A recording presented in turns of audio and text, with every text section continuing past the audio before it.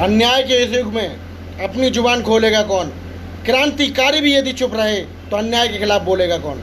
नमस्कार साथियों, मैं छोटा सा कार्यकर्ता जनअधिकार पार्टी फिरोजाबाद आप सभी भाई बंधुओं को क्रांतिकारी इस्तकबाल, जय भीम, सलाम, नमो बुद्धाय, राम राम। दोस्तों, उत्तर प्रदेश सरकार मुखिया योगी आदित्यनाथ के शासक काल में सबसे ज़्यादा हत्याएं, सबसे ज़्यादा रेप और सबसे ज़्यादा मारपीट के केस हमें देखने को मिल रहे हैं। मेरा आप सभी भाइयों से अनुरोध है कि कम से कम सरकार की ऐसी व्यवस्था के विरोध जरूर करिए जिस व्यवस्था को बनाने में वो असमर्थ हैं, जिस व्यवस्था को सक्षम रूप और सक्रिय रूप से कार्य करने में असमर्थ हैं। हाल ही में हमारे प्रदेश में अलीगढ़ जनपद के अंदर और आगरा जनपद के अंदर कुछ 2-3 दिन के कार्यकाल में ही कुछ ऐसा घटना हमें देखने को मिली जिसके लिए हमारा सर शर्म से झुक गया।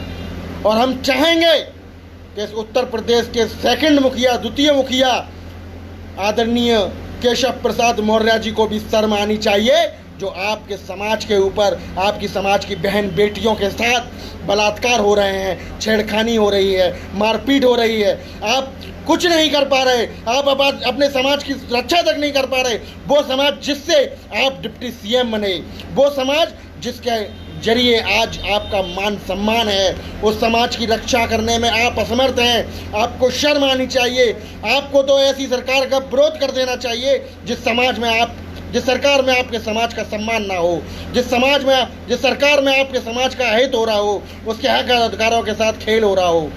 लेकिन आप ऐसा नहीं करेंगे क्योंकि आप एक चाटुकार नेता हैं, आप एक दोगले नेता हैं, आप एक समाज के विक्रेता नेता हैं। आप समाज को बेचने का काम करते हैं। आपने जिस तरह से समाज को गुमराह कर भाजपा के नेतृत्व में अपने समाज का वोट डलवाया, मैं कहता हूं, अगर आप समाज की रक्षा नहीं कर सकते तो आप अपनी इस पार्टी से इस्तीफा दीजिए। बाकी मैं प्रदेश की जनता और देश की जनता से यह कहना चाहता हूं, यदि देश बचाना है तो मोदी हटाओ का नारा बंद कर दीजिए। यदि देश बचाना है तो भाजपा हटाओ, आरएसएस हटाओ का नारा देना चालू कर दीजिए, क्योंकि इस देश के लिए सबसे बड़ा खतरा भाजपा और आरएसएस है।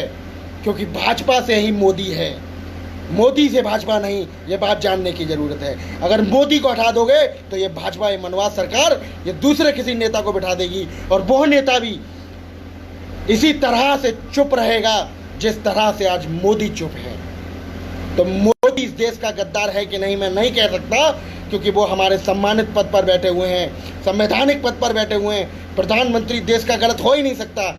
गलत होती है तो वो जिस सरकार का, जिस पार्टी का नेतृत्व करता है वह पार्टी गलत होती है, उसकी विचारधारा गलत होती है। तो ये पार्टी गलत है, लेकिन उसका समर्थन देने वाले नरेंद्र मोदी जी भी इसलिए और गलत हैं क्योंकि वो अन्याय होते हुए देख रहे हैं, अन्याय के खिलाफ अपनी प्रतिक्रिया नहीं दे रहे। इसीलिए और ज़्यादा ज़रूरत पड़ गई हमें इस भाजपा सरकार को हटाने की।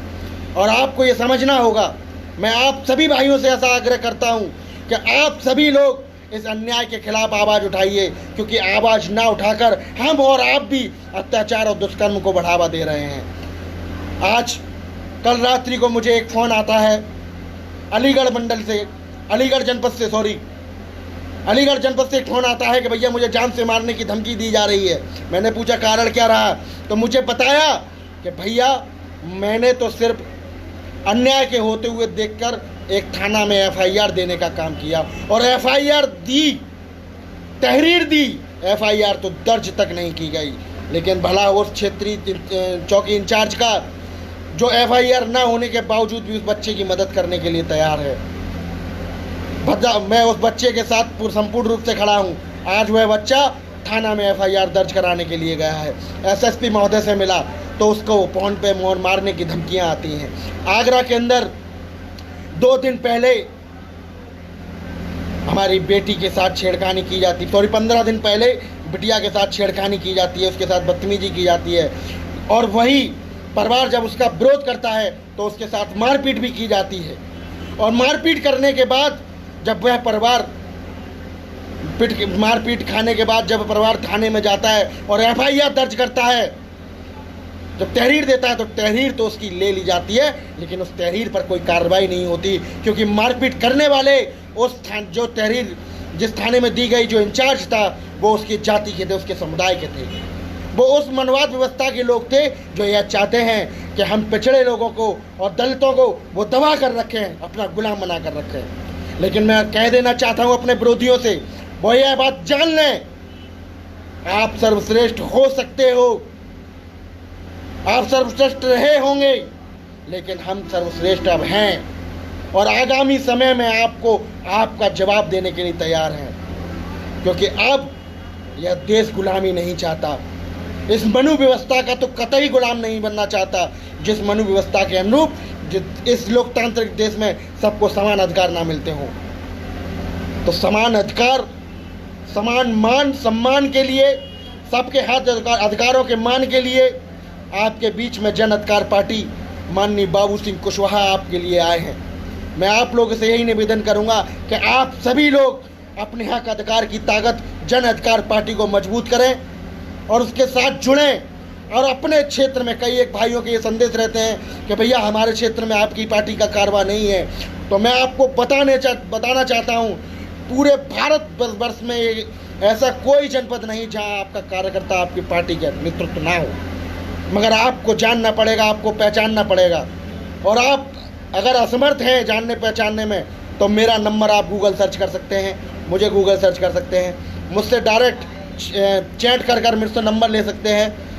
और कल आगरा वाले प्रकरण में हम लोग पूरी यूनिट के साथ उस परिवार से मिलेंगे जिसके साथ अन्याय हो रहा है, उसको न्याय नहीं मिल रहा, उस परिवार के साथ मिलेंगे। और मैं आप सभी भाइयों से अनुरोध करता हूं, जो भी मेरे आगरा के जनपद के साथी हैं और जो मेरे समर्थक हैं, जो पार्टी के कार्यकर्ता हैं, कर्मठ सक्रिय कार्यकर्ता हैं, वो सभी लोग उस परिवार के साथ मिलने चलेंगे और उस परिवार को लेकर थाना चौकी जाने का काम करेंगे और उसकी FIR दर्ज कराएंगे, क्योंकि ये देश संविधान से चलेगा, तानाशाही से नहीं।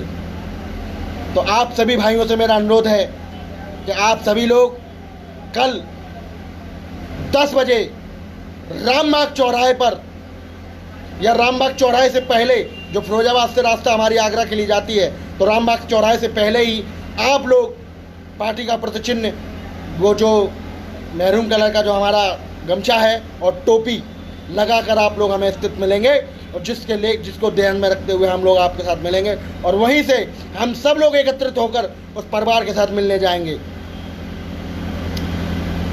दूसरी बात ये दोस्तों, मैं क्षमा चाहता हूं कि कई एक भाइयों के मेरे पास मैसेंजर में शब्द रहते हैं बातचीत करने की प्रक्रियाओं के लिए, कर वो चाहते हैं कि उनसे मेरी बात हो, लेकिन मैं आप सभी से इसलिए क्षमा चाहता हूं कि कुछ भाइयों से मेरी बात नहीं हो पाती, कुछ भाइयों के मैसेंजर पे मैं जवाब नहीं दे पाता, उसके लिए मुझे माफ़ कर दीजिएगा।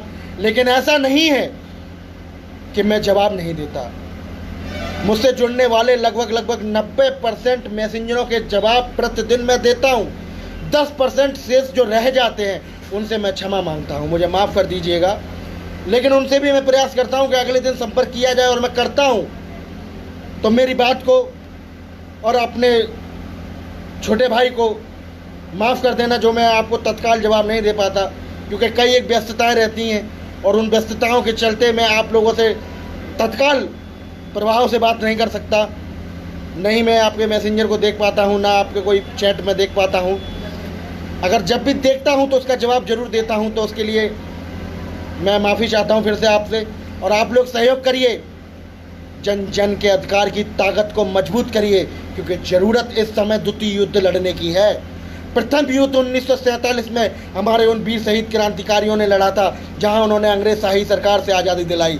और द्वितीय युद्ध आपको अपने हक और अधिकारों के लिए लड़ना होगा, और यह युद्ध अगर आप स्वयं नहीं लड़ेंगे, आपके लिए जो दूसरे लोग युद्ध लड़ रहे होंगे, तो उसका उक्त लाभ भी वही लोग उठाएंगे। अगर आप भी उसका उक्त लाभ उठाना चाहते हैं, तो आप अपने हक अधिकार की लड़ाई, अपने मान सम्मान की लड़ाई, अपने आने वाली पीढ़ी की लड़ाई आपको स्वयं लड़नी होगी। जब आप स्वयं उस लड़ाई को लड़ेंगे, तो उसका उक्त लाभ भी आप लोग ही उठाएंगे। तो आप सभी भाइयों से मेरा यह आग्रह है कि इस लड़ाई को मजबूत करिए, इस युद्ध को इस तरह मजबूत कर दीजिए कि ये तानाशाह सरकार मजबूर हो जाए, आपके आगे नतमस्तक होने के लिए। अपना चैनल, आपका चैनल, समाज का चैनल, देश का चैनल NB News 24/7 को आप लाइक करें, सब्सक्राइब करें और ज्यादा से ज्यादा इसकी वीडियो को शेयर करें ताकि हर खबर को मैं आप तक आसानी से पहुंचा